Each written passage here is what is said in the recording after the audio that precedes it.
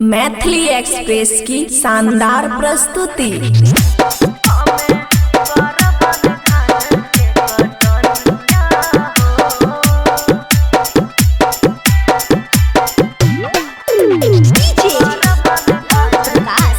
खुशी recording studio बलुआहा।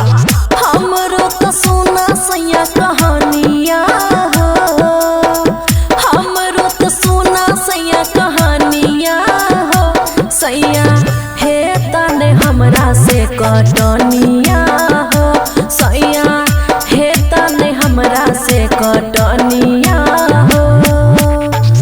प्यार से खुले छै पैजनिया हो, प्यार से खुले छै पैजनिया हो, हमें करबन धान के कटनिया हो, हमें करबन धान के कटनिया हो।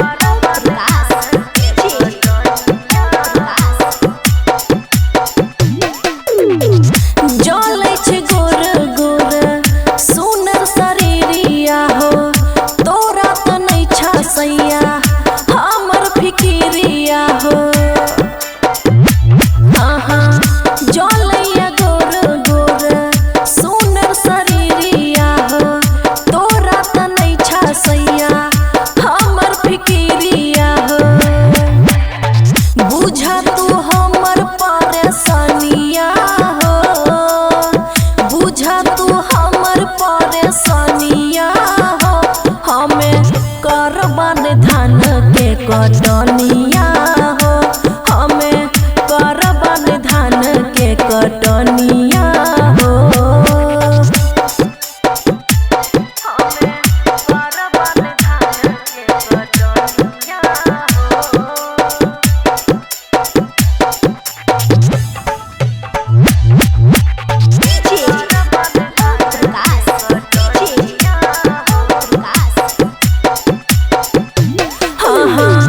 पाउडर क्रीम नहीं करे छै काम हो, ठोपे ठोपे चुए जब देहिया से घाम हो।